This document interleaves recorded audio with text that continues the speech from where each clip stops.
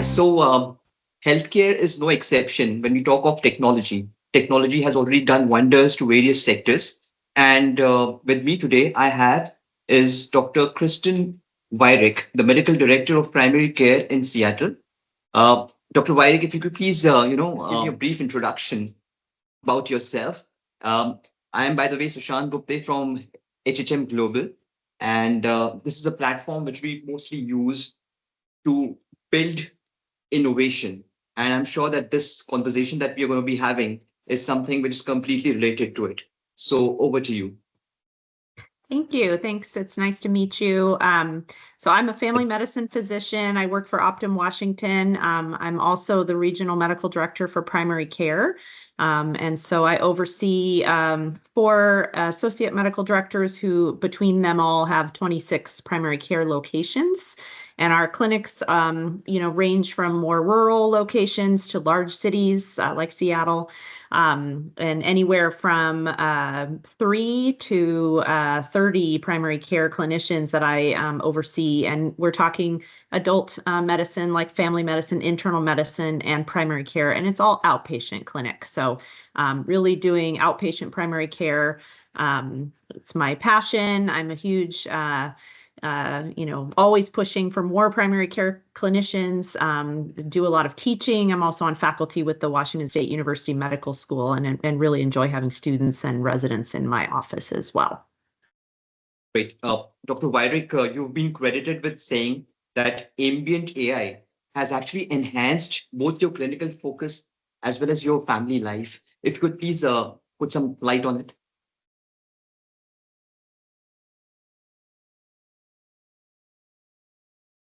Yes.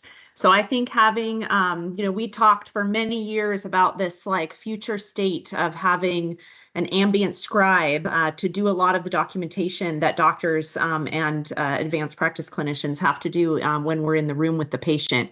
I've been practicing long enough that I also have been around for the evolution of the electronic health record. I still remember the days of carrying paper charts and doing all the, handwritten, sloppy, terrible notes we used to do. And then, electronic health records came around. And so now you must be a really good typist. You need to be able to make good eye contact. But if you think about how much we actually have to document in the chart, for several reasons, for safety, for quality, for coding, for, billing, to be able to build a note, it has to be documented. And so what prior to Ambient AI, we were basically, you're listening and you're conversing with the patient, but there's a ton of mental bandwidth that is taken from that conversation where you're actually transcribing and writing and putting orders in, and basically your brain is really separated out into listening and making diagnoses, but you're also trying to capture everything in the note as you go. There are physicians that aren't able to do both things at once. So they might talk to you in the room and then they're taking all that time outside the room of the patient to then do all that documentation right after the visit, or even late at night. They take their computer home and they chart after hours because maybe they were spending their time doing their in-basket during the day. Well, with the evolution of Ambient AI, it's a total game changer. So what's happened is they've trained this AI scribe to basically listen to our conversation. And there's been tons of inputs put into the system where the computer is able to create very accurate, super detailed, very similar note structure to what I would have written or used. We use Epic at our healthcare entity.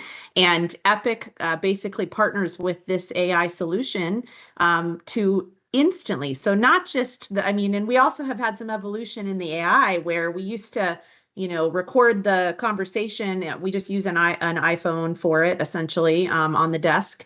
And there used to be a lag where we would have to wait maybe a couple of hours for that note to be created because there's like a human component of like checking and teaching the AI. And it's come to a point now where let's say I have a visit with you, we have our conversation, I give you the plan.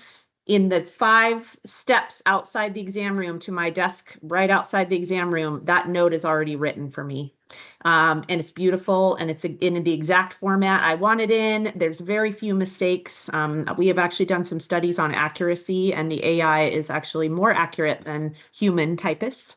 And so it's wonderful. So what that means is that instead of sitting and either, hurriedly trying to finish my charts in between patients, I'm now actually in my in basket managing things like telephone calls and my chart messages, refilling meds. And so a lot of those tasks that I used to save till the end of the day, which might eat into dinner with my family, or I was pretty disciplined. So I would get home on time, have dinner with my family, and then I would sit down with my laptop and I might work till 9 o'clock at night. And I apologize for my background noise.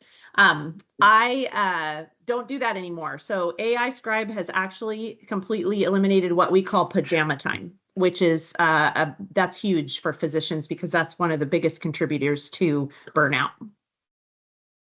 Okay, I mean, I understand because the fact is that since you get a lot of time now, I mean, since when have you been using this technology now? Yep. So I've been on it for maybe 2 years already.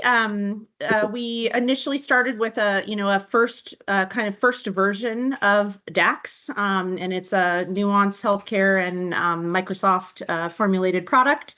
And again, there was a human scribe sort of interjected into the workflow. And so there was a delay in those notes. It usually would take up to an hour or 2 hours to receive that note back into Epic. But I think DAX Copilot, we might have gone live in either December or November. And so I've been on it for definitely more than 6 to 9 months now on the new version. And the new version is so much better because of how instant it is. But Dr. Wyrick, there would be always technological upgradations that take place because obviously being a very new system in the entire gamut. There is always a training that is in place when we talk about this platform. Mm-hmm. As far as the training for the physicians using it. Yes. Yeah, so that's the other crazy part about the ambient AI, and at least when it comes to Scribe, it is so easy to use. So I mean, we're talking 5 to 10 minutes to get the physician set up on it. It's so integrated into our electronic health record that to be able to set up your template to receive the input from the AI is very easy. I mean, we have older physicians who are not very tech savvy, and I mean, no kidding, within 10 minutes, I can have them up and running on this, and it works fabulous. Because it's so easy to get started, and really, the way it works is that we walk into the room, we introduce ourselves, and I say to the patient, I'm using an AI scribe. I show them the phone and I say, it's just going to listen to us and the computer is going to write the note. Are you okay with that? And I actually have really no patients that have ever had a concern about it. They all actually act very positive towards the technology, and their first response is, "Oh, that's wonderful that that I don't have to type." And so the training is easy, very quick, because once you've hit record on that phone, you forget about it. You don't actually have to do anything. It's just listening. You just have to stop the recording when you walk out of the room, and everything else is automated. And so it's the training is really not a big deal. It's very easy. So beyond just note taking, as you said, how has ambient AI changed the quality of your interactions with the patients?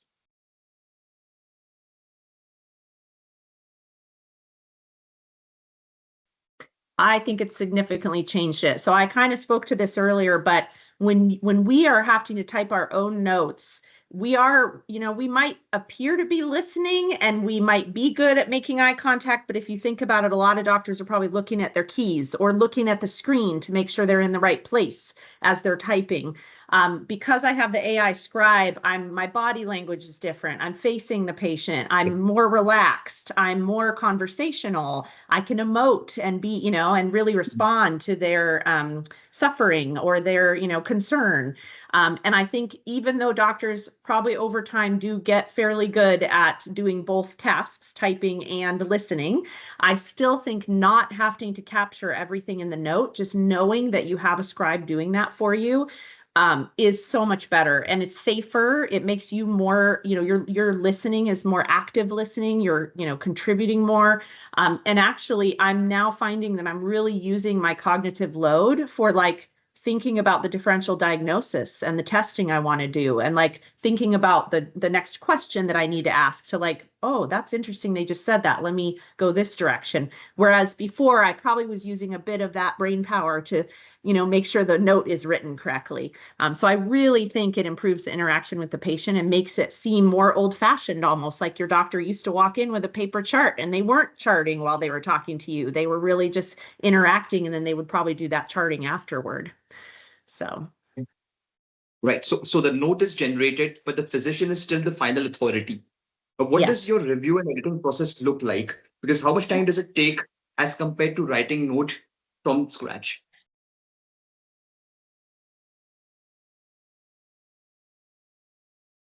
It's a fraction of the time to review as opposed to having to type the note from scratch. That's where you're saving all the minutes during the day. On average, an adult family medicine provider will see somewhere between 16 and 24 patients a day. And so if you take that 5 minutes you're shaving off of every single patient interaction, you're talking about hours of time almost, it's really beneficial to review. And what I said earlier is that the AI is so accurate. And so not only is the review quick because the computer is very good at documenting the note. One other thing I've found that is improved in it is capturing the actual conversation you're having with the patient. So a good example is like many times in primary care, patients bring in a list of 8 or 10 complaints. Well, if you're hurriedly typing the note and you're dealing with 10 complaints, you very well might get to the assessment and plan, and there was something you say to the patient, I'm going to give you this for this problem. But humans, we miss something, we forget. And one of the things I've noticed with using AI Scribe is the AI doesn't forget. It doesn't miss it. It hears the whole conversation. And so I can't tell you how many times now I'm reviewing my note and I see the problem that we discussed and my plan, and I go, oh, shoot, I told the patient I was going to give them this allergy eye drop. I need to put that in. And now you've saved an in-basket message. You've saved your admin people a phone call. All the time, all the rolling things that forgetting something would, cause a downstream effect. The AI is actually more thorough than I think we can be as humans, and it basically catches those things, and you make sure the patient has what they need. So that's one of the things that I really like about it is just the safety and the accuracy of it.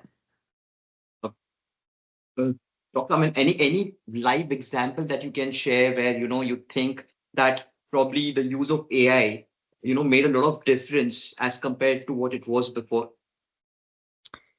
Yeah, I think what I spoke about earlier about how much actual pajama time clinicians spend after hours is really Mhm. one of the things that is causing physicians to want to work lower, full-time equivalents. I mean, a lot of doctors now are having a hard time being full-time, and I think it's because of the sheer amount of documentation we have to do. That the introduction of AI is sort of a game changer because it's sort of we still have all the same amount of work to do, but you're taking off a large portion of administrative burden from the clinician and allowing them to actually do more doctor level things, which is, managing messages, deciding on medications, really thinking about clinical cases, and we have used human scribe. I mean, physicians have had human scribes in the room, but there's also a component of having that second person in the room that probably disrupts that patient-physician relationship just slightly.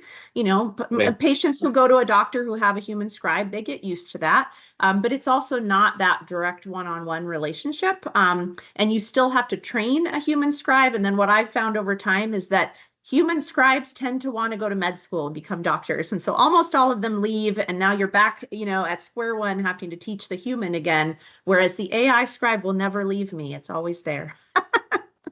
Absolutely. And Yeah. that's the loyalty you have with it, right? Um, Well, mhm. what new skills or focuses are becoming more important these days, considering that you're already using it? Is there anything else that you think is going to be coming up?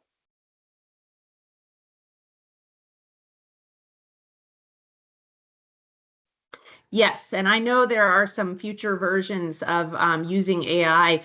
where I see it going is it's going to start to help us with some of our decision making. So I think there will be, help with orders, potentially even the ability for us to vocally order. Right now our current version doesn't have the ability for me to say order chest X-ray, but I think the future version is going to be linked into our record in a way where I won't have to type an order for a chest X-ray. I'll just verbally state it, and the AI will be able to do that. I also think that there are, there's definite already ways of like using AI for safety checks, medication reconciliation, finding, possible combination meds that might not be great. There's just a lot of things that the AI can be trained in to sort of, again, help with quality and safety. I don't think Right. AI will ever take my job as a family medicine physician. I think I'll always have a job because I don't think Well, the AI can emote like I can. But I do think there's a place where it really helps us do safer, more quality medicine. And again, takes a lot of that administrative burden off of us. And so we can really focus in on the patient conversation and what needs to happen. So you think that obviously ambient AI has made a lot of difference to the entire gamut of healthcare, and I'm sure that Mhm. there's so much more that is there to offer. Dr. Wyrick, if I were to ask you, this kind of technology, it has loads of benefits, as you already said. One thing that you think probably should be added to it.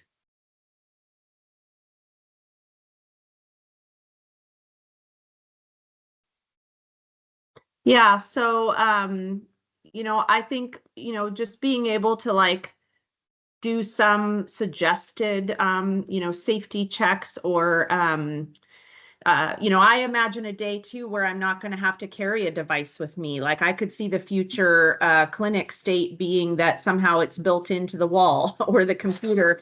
And I think really just the ability to like maybe even have, prompts for us to double check our work and find areas where we may have missed something or like I said, I think in medication interactions or if we place an order and a patient has an allergy, like we have some of those things automated in the computer, but I could see where the AI could take that a little further and even look for some of those things and prevent error, medical error before it happens. Dr. Wyrick, thank you so much for your time. And this is something which is very new because ambient AI has been heard of, but then the kind of response that you've been getting and the real world thing, which we think has so much to offer, is something which is very new. But at the same time, there's still a long way to go. And I'm sure that it's going to be Mhm. making loads of inroads in the days to come. A lot of evolve. Yeah, there'll be a lot of improving the system, figuring out like new tools that it can give. I totally agree with you that I don't think that we're at the beginning. I think this is like just a burgeoning field but I Mhm. also think like just even the version I have now that I'm using in my clinic, I really feel like medicine will never be the same with this technology. So yeah. Dr. Kristen Wyrick, thank you so much for your time. It was a pleasure talking to you, and I'm sure that with the days to come, we'll have such conversations more. Yeah, sounds good. Thank you. Thanks a lot. Thank you so much.